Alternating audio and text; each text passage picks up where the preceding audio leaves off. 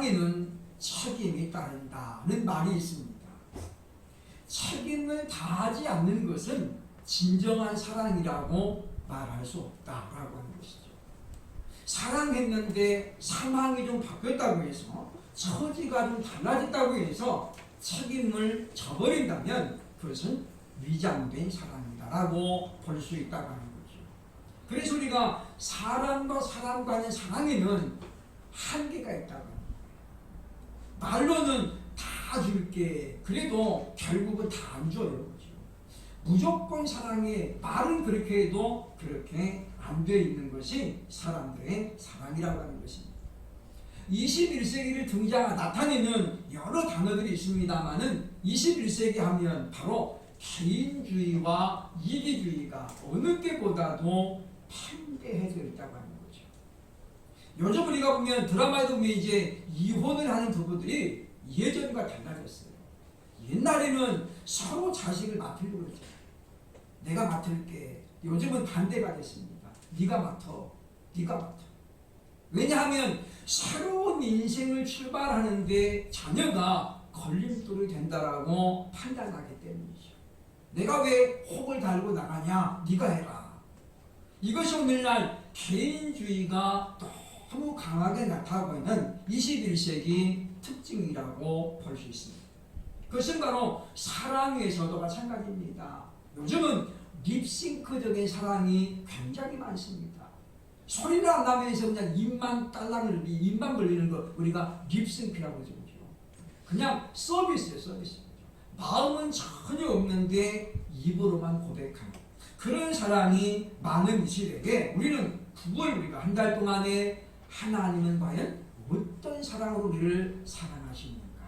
3주 동안 우리가 보면서 오늘은 그 네 번째 결론에 해당되는 말씀으로 그러면 하나님과 같은 사랑을 받은 우리는 어떻게 우리가 하나님 앞에 반응을 해야 할 것인가?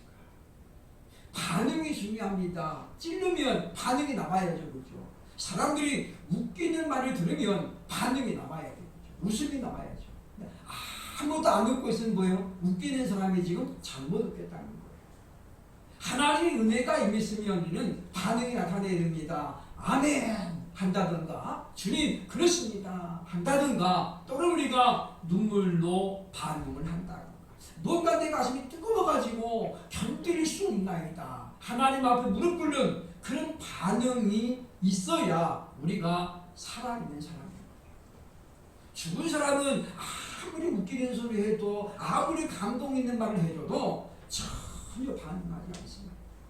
그런데 의외로 예배 시간에 이와 같이 죽어있는 사람들이 많다는 거예요.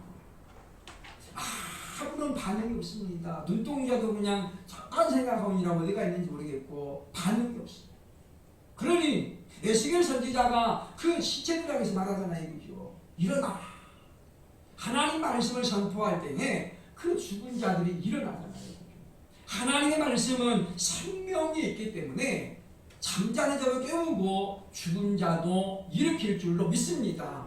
그럼 우리가 이 시간에 예배를 통해서 우리가 살아계신 하나님 말씀을 듣고 그 말씀이 살았고 운동력이 있다는 것을 우리가 이 시간을 통해서 체험하고 그래서 우리가 나도 모르게 반응이 나와야 된다는 거예요.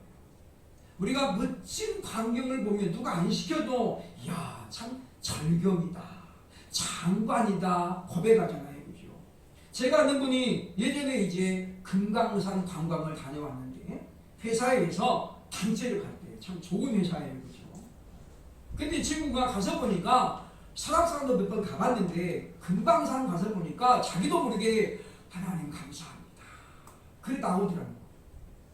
그게 무슨 금강산 보고 왜 하필 멋있다가 아니고 이 사람은 하나님 감사합니다. 그랬을까요? 믿음의 사람이에요. 이 아름다운 강산을 우리에게 주신 것이 너무 감사해서 그걸 보자마자 하나님 감사합니다. 주변의 사람들은 그냥 탄성만 이야 멋있다 최고다 그랬는데 이 사람의 입술에 뭐가 나오는 거예요? 하나님 감사합니다. 이것이 바로 살아있는 신앙의 모습이고 이것이 오늘 우리가 하나님의 사랑에 반응해야 될 그러한 모습이라고 볼 수 있다고 하는 것입니다. 하나님 우리에게 약속합니다. 나는 너희가 돌아오기만 하면 우상을 숭배했을지라 내가 너를 사랑할 것이고 네가 내 말을 명령하고 네 멋대로 살았을지라도 돌아오면 내가 너를 사랑하리라 라고 말씀합니다. 그러면 이와 같은 말로 다 할 수 없는 사랑을 받은 우리는 이제 우리가 어떻게 반응을 해야 할까요? 오늘 본문 요한복음 14장에서 예수님은 제자들에게 이제 제자들이 해야 될 역할을 알려주고 있습니다. 정말 너희가 내 사랑을 받았고 그리고 너희가 나를 사랑한다면 이제는 너희가 해야 될 일이 있다는 거예요. 받기만 하는 걸로 끝나면 안 된다는 거죠. 자녀가 어렸을 때는 부모의 사랑과 은혜를 받습니다. 그러나 이제 장성하면 거꾸로 되는 거죠. 그죠? 점점 이제 힘이 빠지고 기력이 떨어진 부모를 봉양해야 될 의무가 자녀에게 있는 겁니다. 그래서 받은 만큼 이제 자녀가 또 부모에게 잘 해야 된다는 것이죠. 그것이 뭐라고? 인간의 도리라고 하는 거예요. 사람이라면 마땅히 그래야 된다라는 게 우리는 이제 윤리적으로도 알고 있다라고 하는 것입니다. 과연 우리가 하나님의 사랑을 받아서 그 사랑으로 구원을 받았다면 그리고 이제 우리가 주를 사랑한다면 우리는 과연 어떻게 해야 할까요? 첫째로 오늘 보면 1절 15절과 21절 상반절 보면 주의 말씀을 지키는 것이다 라고 말씀하고 있습니다. 15절 말씀이 너무 중요해서 제가 원문으로 소개를 한번 하려고 합니다. 15절 보면 너희가 나를 사랑하면 나의 계명을 지키리라.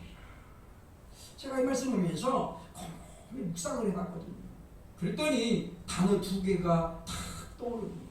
하나는 뭐냐면 애안이죠. 애안 아가파테 네 그 말이죠. 만일 너희들이 나를 사랑한다면 그 말입니다. 만일 애안이 만일인데 대문자잖아요. 중요하다는 뜻이에요. 그죠? 만일 너희들이 나를 사랑한다면 가정법이에요. 가운데 두 글자가 아니 단어가. 그런데 저 단어를 분석해 보니까 동사 가정법 현재 능동태.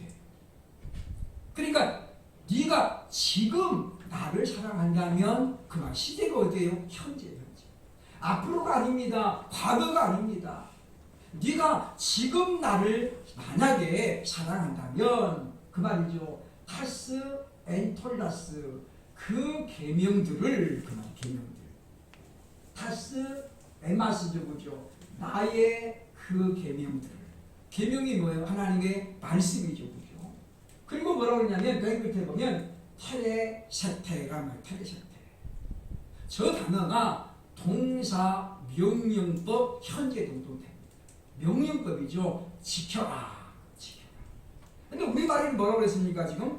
너희가 나를 사랑한다면 내 계명을 지키리라. 미래는 지킬 것입니다. 근데 본문이 뭐예요? 명령어예요. 미래가 아니라 지켜라. 그러니까 만일 너희들이 나를 지금 사랑한다면 앞으로가 아니라 언제 지키라는 거예요? 지금부터 내 계명을 지켜라. 그래야 예수님 뭐라는 거예요? 너희가 나를 사랑하는 내가 인정하마. 그런 말입니다. 우리가 가끔씩 이제 선거를 할 때 보면 앞으로 잘 될 겁니다. 좋은 일이 있을 겁니다. 이런 말 나오죠. 이거는 완전히 거짓말이에요. 이런 것 캐치프레이 내는 사람 찍으면 안 되는 거죠. 왜냐? 그런 사람들은 전혀 그걸 지킬 마음이 없어요. 지금 안 하는데 언제 하겠어요? 이게 미래형이면 어떤 문제가 생기냐면 이렇게 됩니다. 앞으로 언젠가는 지킬 것이다. 이렇게 되는 거죠. 미래형이면. 그러니까 만일 너희가 나를 사랑한다면 언젠가는 내 계명을 지킬 것이다. 이렇게 되면은 어떻게 되는 거예요? 언제 지킬지 몰라요. 마치 우리가 그런 말 하는 것입니다. 내가 돈 많이 벌면 효도할게요. 이거 똑같은 말이에요. 그건 돈 많이 번다는 기준이 어디예요? 1억이면 많이 버는 거예요? 아니면 10억이면 많이 버나요? 기준이 없어요. 1억 벌어놓으니까 뭐예요? 아, 이거 돈도 아니에요. 이거 전세도 못 얻어요. 제 존경하는 목사님이 은퇴를 하면서 퇴직금을 받았는데 퇴직금을 받아가지고 광주, 경기도 광주 그쪽에 보면 장호원 못 가서 거기 있는데 아파트 단지가 어마어마하게 들었었어요. 거기 가지고 전세를 얻으려고 그러니까 퇴직금 받은 거 가지고 전세를 못 얻게 된 거예요. 그래서 교회에 이야기했습니다. 이거 가지고는 전세도 못 얻겠습니다. 퇴직금을 좀 더 주시고. 그래가지고 장로들이 의논해가지고 딱 퇴직금을 받아가지고 전세 하나 얻을 만큼의 돈을 받아갔어요. 1억 가지고는 전세도 못 얻어요. 2억 가지고도 못 얻어요. 그러니까 돈 많이 벌면 효도 아꼈는데 하려고 보니까 뭐 돈이 턱없이 있고 살펴요. 어머 용돈도 좀 드려야 되는데 안 되는 그런 거 어떻게 또 미뤄지고 내가 한 5억쯤 벌면 해야 되겠다. 근데 5억 모을 때까지 부모님이 살아계시면 다행인데 그때까지 자식을 못 알아볼 수도 있어요. 그죠? 우리 노 회장님 아버지가 101살 때 돌아가셨는데 장수하셨죠. 그죠? 근데 한 60년 동안은 치매가 심하게 와가지고 아들하고 사는데 아들을 몰라. 아저씨 누구요? 왜 우리 집 와 있어요? 나가라고 그러고 같이 밥 먹으면 왜 내 밥 먹냐고 그러고 나가라고 그러고 이 전혀 몰라고 그래가지고 100살 사면 뭔 소용이 있어요. 그죠? 누구 마음만 아파요? 아들 마음만 팍 아픈 거예요. 그 평소에 젊었을 때 잘했던 아버지인데 자식을 몰라보는 거예요. 며느리가 와도 아줌마 누구요? 그리고 보고 있고 그럼 뭐 어떻게 해요? 아무리 길을 쓰고 설명을 해도 아버지 저 장남입니다. 누굽니다. 라고 설명해도 전혀 못 알아. 눈만 끊고 헌법도 뭐 한다는 소리가 밥 줘요. 금방 밥 먹었는데 밥 달리는 거예요. 아저씨가 밥 좀 줘요. 우리가 장수하는 것 복이지만 그거보다 중요한 건 무엇입니까? 건강하게 장수해야 된다는 거죠. 하나님께서 우리에게 요구하는 건 뭐냐면 립싱크적인 사랑이 아닙니다. 우리가 웬만하면 그냥 주님 사랑합니다. 21세기 한국의 특징이 뭐냐면 사랑에 대한 고백이 많다는 거예요. 우리가 만나면 그냥 사랑합니다. 인사도 그냥 합니다. 하잖아요. 근데 어떻게 실제로 그 사랑에 실체가 없다는 거예요. 첫 시간에 말씀드렸잖아요. 한국교회가 언제부터인가 지금 사랑이 식어지고 있다는 거죠. 그래서 사람들이 말하는 거예요. 이 교회는 너무 사랑이 없다. 성도가 와도 서로 아는 체도 안 하고 그냥 몇 사람끼리 자기들끼리만 이야기하고 그러더라. 사랑 아니거든요. 그러니까 우리가 사랑합니다 차라리 안 해야 되는데 우리는 이 습관돼가지고 그냥 사랑합니다가 자꾸 나오고 또 강단에서 자꾸 요구하니까 행동은 없는 말만 사랑. 그래서 예수님이 뭐라고 하는 거예요? 이렇게 말합니다. 너희가 나를 사랑한다면 지금 내 계명을 지켜라. 그리고 21절 상반이 이렇게 말합니다. 나의 계명을 가지고 지키는 자라야 나를 사랑하는 자다. 예수님이 뭐라고 하냐면 내 계명들을 가지고 여기 지금 원문에 보면 호에콘 그렇게 되어 있어요. 호에콘 가지고 있는 자는 뭘 갖고 있어요? 아까 얘기했던 타스 엔톨라스 계명들을 그러니까 하나님의 말씀을 가지고 이거를 지키는 자라야 나를 사랑하는 자로 내가 인정하겠다. 그러므로 사랑하는 여러분이요. 우리가 사랑합니다라는 고백은 함부로 하면 안 돼요. 왜냐? 고백에서는 뭐 해야 되는 거예요? 지켜야 돼요. 왜냐하면 기독교는 철저하게 언약의 종교죠. 언약의 종교.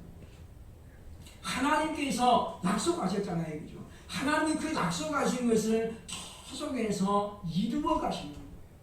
그리고 성경에 보면 이제 하나님 마지막 남은 약속이 무엇입니까? 예수님의 다시 오시는 약속. 볼지어다 내가 구름을 타고 오리니. 주님이 하신 마지막 약속. 우리는 이제 그 약속을 지금 기다리고 있는 거죠. 그죠? 주님께서 공중천사의 천사를 타고 천사와 함께 임하실 때에 나는 과연 예수님 입혀주신 그 흰옷을 입고 거기에 예복을 입고 혼인잔치에 갈 수 있을 것일까? 지금 우리는 그 혼인잔치를 가기 위해서 우리가 지금 준비하고 있는 과정이에요.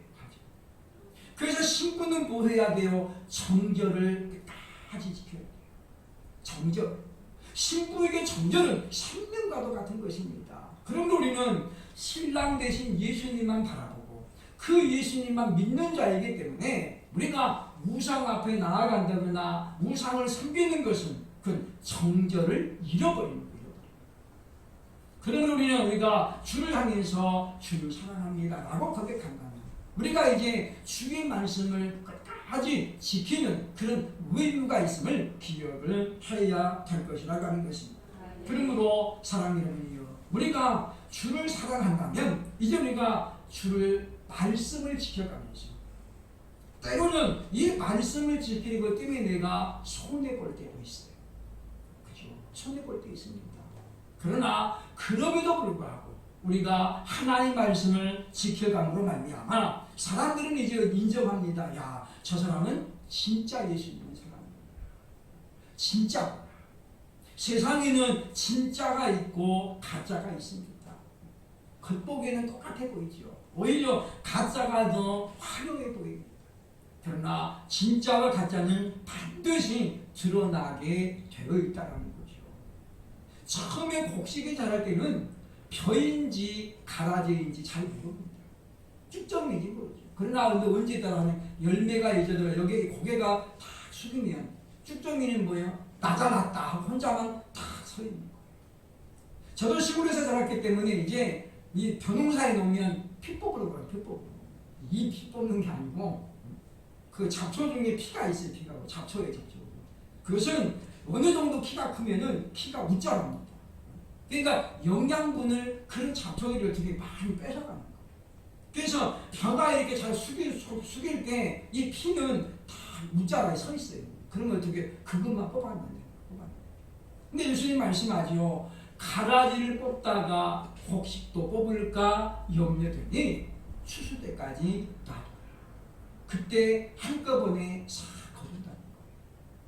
그러면 우리 이제 우리가 하나님의 사랑을 받은 자이기 때문에 하나님의 말씀을 지켜갈 수 있는 저와 여러분 될 수 있기를 주의 이름으로 축원합니다. 둘째로, 그러면 우리는 어떻게 하면 우리가 하나님의 계명을 말씀을 지킬 수 있을까요? 둘째 보면 이렇게 말합니다. 성령의 도우심을 받아야 됩니다. 16절로 20절 말씀이죠. 지금 15절에 너희가 나를 사랑한다면 이렇게 말씀하신 예수님은 16절 가가지고 갑자기 성령님에 대해서 말씀합니다. 오늘 16절 내가 아버지께 구하겠으니 그가 또 다른 보혜사를 너희에게 주사 영원토록 너희와 함께 있게 하리니 그는 진리요. 갑자기 예수님 지금 뭘 이야기해요? 성령을 이야기합니다. 이게 무슨 이야기입니까? 우리가 예수님 말씀을 지키는 것은 우리 의지만 가지고 우리 믿음만 가지고는 안 된다는 거예요. 누구의 도우심이 필요하다고요? 성령의 도우심이 절대적으로 필요합니다. 왜냐하면 성령님은 우리의 생각과 마음을 주장하시고 그리고 뭐예요? 우리에게 힘을 주시는 힘이십니다. 그리고 뭐라고 합니까? 그분이 오시면 내가 너의 가르친 말씀들을 생각나게 하시리라 말씀하시죠. 우리가 생각이 안 나가지고 못할 때도 있잖아요. 저도 이야기하다 보면은 어떤 사람 이름이 생각이 안 나가지고 막 맹돌아요. 그죠? 성은 생각이란 이름이 생각이 안 나. 그럼 어떻게 답답하죠. 빨리 말을 해줘야 되는데 이름이 생각이 안 나요. 우리가 얼마나 답답합니까? 그리고 성령님이 우리에게 말씀을 생각나게 해가지고 그때마다 그 말씀을 지키기 위한 힘을 누가 주냐면 성령 하나님에게 주신다고 하는 것입니다. 그런데 우리는 날마다 우리가 성령으로 충만하기를 기도해야 되는 것입니다. 왜냐? 우리는 그렇게 강하지 않습니다. 옛말에 화장실 들어갈 때 마음하고 나올 때 마음이 다르다. 그렇죠. 그만큼 마음이 어떻게 해요? 잘 변한다는 거예요. 잘 변하죠. 그렇죠. 뿐만 아니라 아침과 저녁이 다르다라는 말도 있죠. 그래서 우리가 사람의 의지, 사람의 각오는 그렇게 믿을 만한 것이 못 됩니다. 아마 여러분도 올해 1월달 맞이하면서 2021년 나름대로 계획을 세웠을 것입니다. 신앙적인 계획도 있을 것이고 사회적인 계획도 있을 것이고 개인적인 계획도 있을 것이죠. 과연 이제 9월 말인데 얼마나 이루어가고 있나요? 올해는 내가 정말 성경 좀 많이 읽어야지. 올해는 내가 기도 좀 많이 해야지. 이런 계획을 세운 분도 있을 것입니다. 그런데 그것이 왜 잘 안 되나요? 하다가 언제부턴가 안 되고 열심히 했는데 언제부터인가 안 되는 거예요. 왜 안 돼요? 믿음이 없어서가. 뭐가 부족해서요? 성령의 도우심이 부족해서요. 성령님께서 우리 마음을 감동하시거든요. 우리를 찔리거든요. 형제들아, 우리가 어찌할꼬? 시몬 베드로의 설교를 듣는 많은 사람들이 양심의 가책을 받았어요. 이 예수를 너희가 십자가에서 죽였다. 베드로가 그냥 거침없이 선포했더니 거기 모인 사람들이 따지러 왔다가 베드로의 설교를 듣고 마음이 어떻게 팍 뜨거워요. 누가 이렇게 역사하지? 성령이 그냥 강력하고 있어요. 왜? 바로 그날 오순절 성령이 그 마가다락방에 임했잖아요. 그 성령이 그냥 뜨겁게 있는 자리에 그들이 왔으니까 베드로의 설교를 들을 때 그들의 마음이 뜨거워졌어요. 그게 뭐라고 그래요? 형제들아, 우리가 어찌해야 할꼬? 베드로가 그들에게 말하죠. 주 예수를 믿으라. 그리고 성령을 선물로 받아라. 가르쳐주잖아요. 그런 까닭에 하루에 3,000명이 믿고 돌아왔더라.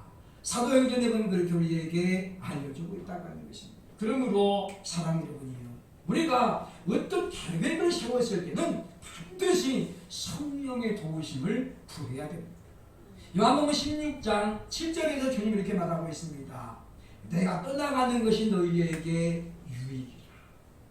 왜냐하면 내가 떠나가지 아니하면 보혜사가 너희에게 오시지 아니할 것이요 가면 내가 그를 너희에게 보내리니라고 말씀하잖아요. 보혜사가 누구예요? 성령님의 이름이죠. 하나님 이름이 뭐예요? 여호와죠. 여호와. 성자 하나님 이름이 뭐예요? 예수 그리스도. 성령님께서 이름이 있어요. 그게 뭐예요? 보혜사예요. 번역하면 파라클레토스라는 뜻이죠. 곁에서 돕는 자라는 뜻이에요. 성령님은 그 이름 뜻 자체가 뭐죠? 보혜사인데 설명하는 거예요. 곁에서, 멀리서는 아니에요. 파라, 곁에서, 클레토스가 뭐예요? 돕는다는 뜻이에요. 그러니까 성령님은 내 안에서, 내 곁에서 우리를 도와주는 분이에요. 어떻게 도와줘요? 우리가 하나님의 말씀을 지킬 수 있도록 도와주시는 분이고, 우리가 하나님을 더 많이 사랑하도록 도와주시는 바로 보혜사 성령입니다. 그러므로 주님 말씀하죠. 내가 가야 너희에게 유익이 있다. 왜냐? 내가 가야만이 보혜사가 너희와 오셔. 그리고 너희와 항상 함께 있으리라 라고 말씀하고 있습니다. 그러므로 사랑하는 여러분이요, 날마다 성령으로 충만해서 참으로 온전히 주의 말씀들을 지켜나갈 수 있는 복된 여러분 되시기를 주의 이름으로 축복합니다. 네. 세 번째, 그러면 우리가 이와 같이 주를 사랑함으로 계명들을 지키면 우리에게는 과연 무엇이 보장되어 있을까요? 그게 세 번째입니다. 바로 아버지 하나님의 사랑을 받게 된다 라고 21절 하반절에 보면 말씀하고 있습니다. 오늘 보면 21절 중반에 보면 이렇게 말씀하죠. 그러니까 나를 사랑하는 자는 내 아버지께 사랑을 받을 것이요 나도 그를 사랑하여 그에게 나를 나타내리라. 두 가지 약속하고 있습니다. 그러니까 우리가 주를 사랑함으로 말미암아 하나님 말씀을 지키면 뭘 약속하는지 첫 번째 무엇입니까? 보면 아버지께 사랑을 받을 것이. 여기 보면 누구 아버지예요? 내 아버지, 예수님의 아버지. 어떤 사랑을 받는다는 거예요? 내가 네 아버지께 사랑을 받는 것처럼 너희도 네 아버지 앞에 그 사랑을 받는 거예요. 그러니까 무슨 사랑이? 아버지의 사랑, 아버지의 사랑. 보통의 부모, 동양인들은 아버지 사랑을 과묵함으로 표현하죠. 아버지는 사랑한다는 말을 별 표현 안 해요. 옛날은. 지금은 이제 많이 한다고 합니다만은, 저도 우리 애들한테 별로 그렇게 사랑한다, 그렇게 별로 안 해봤어요. 남의 아들한테 많이 했던 것 같아요. 그래서 그 아들이 지금도 그걸 기억을 하더라고요. 그 아들이 커가지고 이제 장가 갈 때가 됐는데, 몇 년 전에 제가 만났더니 그 녀석이 그러더라고요. 목사님 한번 안아드려도 돼요? 저보다 이제 키가 커가지고 그래 안아주라 할 때 저를 탁 끌어안더니 저를 톡톡톡 하면 목사님 사랑해요. 제가 어렸을 때 그 아이에게 한 4년 동안 맨날 그래서 만날 때마다 사랑한다 그랬더니 얘가 그걸 기억을 하고 어렸을 때 그리고 똑같이 저 해주는데 제가 가슴이 눈물이 그냥 왈칵 쏟아지는 거예요. 얘가 그때 기억하고 있는 거예요.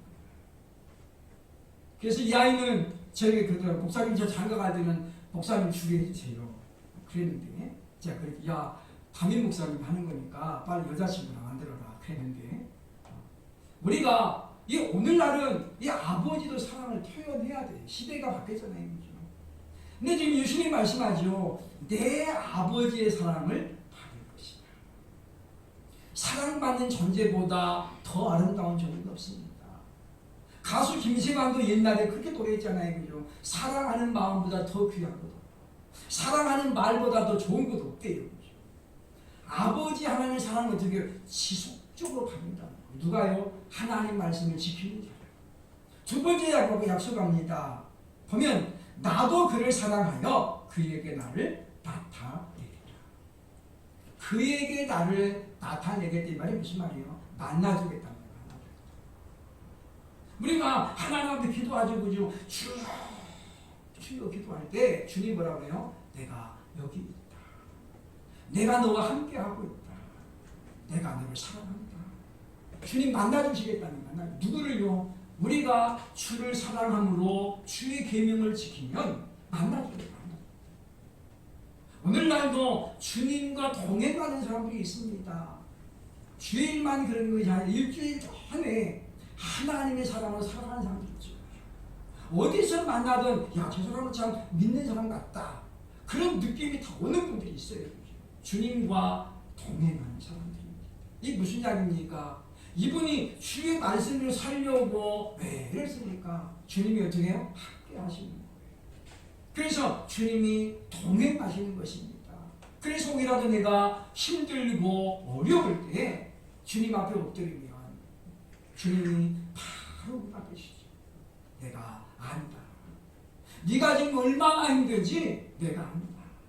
그럼 우리가 그 말씀 한마디 어떻게 해요? 다 녹아지는 거예요. 다 녹아지는 거죠.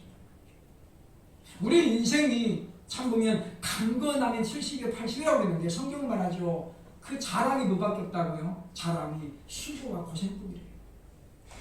우리 평생 무하다 가는 거예요. 이 무거운 짐 지고 가다가 끝나는 거예요. 언제 벗어요? 죽을 때 벗는 거예요. 그래서 이 생의 자랑은 자랑할 게 뭐가 없어요? 수고하고 슬픈 것밖에 없다는 거예요. 그러니까 자랑할 게 없어요. 자식 자랑 많이 하는 거 왜 팔불출이라고 그래요? 자식 자랑 잘하는 사람 치고 자식이 잘하는 사람 별로 못 봤어요. 너무 바쁘니까. 그래서 우리가 그런 걸 보면서 이제 우리가 참으로 보장되어 있는 복을 받아야 되겠다. 하나님 약속하잖아요. 그죠? 너희가 나를 사랑하면 내 아버지께 사랑을 받을 것이야. 지금도 우리가 받고 있지만 뭐예요? 더 큰 사랑을 그리고 뭐예요? 지속적으로 받을 것이라는 거예요. 그 사랑이 우리를 견디게 하고 이기게 할 줄로 믿습니다. 처음엔 이제 코로나가 되면서 참 보면 하나님을 얼마나 사랑하는 자가 지금 나타나고 있잖아요. 제 후배 하나가 부평에서 교회를 하고 있는데 교회를 이제 2년 딱 되니까 주인이 나가라고 했어요. 그죠? 그래서 이제 교회를 서둘러서 얻어야 되죠. 1층에 있다가 2층으로 얻었어요. 얻었는데 지금 간판도 안 걸고 예배도 아예 안 드려요. 그냥 월세만 내고 있어요. 그래서 제가 궁금하잖아요. 그죠? 이분이 넉넉한 분이 아니에요. 맨날 어려워가지고 도예비도 못 내고 막 그런 분이에요. 그래서 제가 물어봤죠. 임대료 어떻게 하고 있냐고. 임대료 내고 있어요. 아니 그러면 교회 좀 늦게 오지 뭘 빨리 얻었냐고. 코로나가 지금 금방 끝나지 않다는 거는 누구도 다 알잖아요. 빨리 얻어놓고 월세만 나가. 그때 이분이 그러대요. 그죠? 건물이 지금 이 건물 또 나가버리면 못 얻잖아요.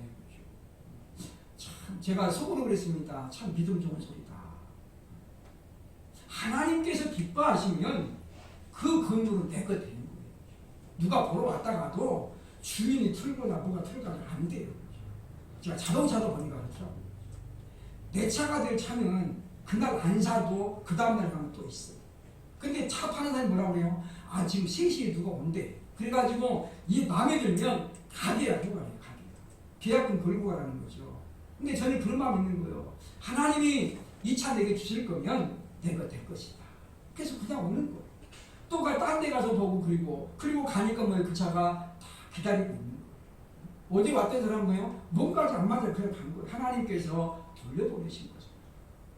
여러분 살면서 그런 경험이 없지 않습니까? 우리 보면 이제 집도 마찬가지예요. 그죠? 집 봐가지고 봤다고 해서 다 계약하는 거예요. 우리 성님 잘 아시겠지만. 계약하려고 하다가 어떻게 해요? 결정적인 순간에 뭐가 하나 안 들어가요. 안 하는 사람이 얼마나 많아요. 그죠? 돈 들고 왔다가도 안 하는 사람이 있어요. 우리가 하나님을 향한 절대적인 믿음은 뭐냐면 하나님의 약속에 근거하는 믿음이죠. 그러면 우리가 왜 하나님 말씀을 지켜야 됩니까? 우리가 첫째는 뭐예요? 하나님을 사랑하기 때문이죠. 우리는 구원받았기 때문에 말씀을 지키는 거예요. 그렇죠? 우리가 이 말씀을 잘 지켜가지고 구원받으려는 게 아니에요. 왜냐? 우리가 말씀을 지켜서는 구원받을 사람이 한 명도 없어요. 왜 그래요? 아까 제가 얘기했죠. 그죠? 우리 인간의 믿음은 보잘것없어요. 보잘것없어요.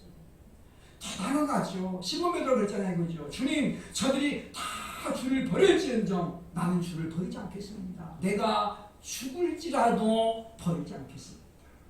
그리고 어떻게 해요? 2시간, 3시간 후에 예수님 어떻게 해요? 나 몰라요. 그러잖아요. 제자들이 똑같이 했으니까 베드로가 그러시는 게 나머지도 다 같이 그렇게 다짐합니다. 그런데 베드로가 예수님 붙잡을 때 제자들 다 도망가고 다 도망가고 재판장에 누구만 가 있는 거예요? 사도 요한하고. 그리고 베드로가 멀찌감치 불쬐면서 관망하고 있는 거죠. 관망하고 있는 거예요. 뭘 때문이에요? 주의 말씀을 이루기 위해서요. 예수님 뭐라고 했어요? 네가 오늘 닭이 2번 울기 전에 나를 부인하리라. 그래서 그 말씀 성취하기 위해서 베드로가 어떻게 해요? 불쬐고 있는 거예요. 그랬더니 어떤 여자가 와가지고 당신도 저 사람 함께 있었다. 나 무슨 소리야? 나 모르는 사람이야. 조금 있으니까 어떻게 해요? 또 다른 거 가지고 너도 보니까 저 사람이 제자다. 예수 베드로가 말해요. 아니라고 들려죠. 그리고 어떻게 해요? 성경에 보니까 베드로가 자리를 옮겨요. 누가 보세요. 누가 보면 베드로가 한 곳에 있다가 2번 하고 나니까 찔렸어 마음에. 그리고 어떻게 해요? 자리를 옮겨갑니다. 그랬더니 이번에 또 사람이 와가지고 어떻게 해요? 너도 다 말하는 걸 보니까 갈릴리 사람이니까 너도 틀림없이 저 사람이 신났다. 이 베드로가 뭐라고 그래? 저주하며 가르쳐. 나는 그를 결코 모릅니다. 근데 그때 누가 보면 이런 말 나와요. 예수님께서 그때 시몬을 막 이렇게 쳐다보는 거예요. 불 쬐고 있는데 쳐다보고 있는 거죠. 그 쳐다보고 있다는 단어가 분사예요. 미완료예요. 미완료. 언제까지 쳐다보는 거예요? 베드로가 예수님 쳐다볼 때까지 쳐다보는 거예요. 그리고 어떻게 해요? 불꽃이 터뜨리죠. 예수님 보는 그 눈을 베드로가 본 순간에 뭐가 생각난 거예요? 바로 몇 시간 전에 네가 나를 부인하리라. 그래서 어떻게 베드로가 그때 어떻게 해요? 눈물이 쏟아지는 거예요. 밖에 나가서 통곡하니라. 예수님이 만나주는 사람 바로 이런 사람입니다. 베드로가 예수님을 만났죠. 눈을 보고 눈빛을 교환했잖아요. 그 순간에 베드로의 심령이 어떻게 살아난 거예요. 아, 내가 이렇게 무기력한 겁니다. 그래서 어떻게 밖에 나가서 통곡하니라. 여러분, 남자는 3번만 울어야 된다. 베드로 남자 아니에요. 그죠? 이미 결혼해가지고 가정도 있는 사람, 나이도 먹을 만큼 먹은 사람. 그런 그가 통곡하죠. 왜 그래요? 주님, 제가 몇 시간 전에 이렇게 죽을지언정 주님 부인하지 않겠어 배신 않게 됐는데 어떻게 해요? 배반했죠. 그 견딜 수가 없는 거예요. 그러므로 사랑 여러분이요, 우리도 주님이 나를 만나주시는 사람, 주님이 늘 나와 함께 하셔서 나와 함께 해줄 내 편이 되어주는 사람, 누가 그렇습니까? 바로 주를 사랑함으로 주의 계명을 지키는 사람. 우리가 이와 같은 좋은 어려운 관계 속에서 주님 오실 때까지 끝까지 이 믿음 가지고 그리고 주를 사랑하는 것만큼 주의 계명들을 지켜나가는 말씀들을 지킴으로 열매를 맺는 그래서 주님을 기다릴 수 있는 저와 여러분 모두가 될 수 있기를 주의 이름으로 축원합니다. 기도하겠습니다.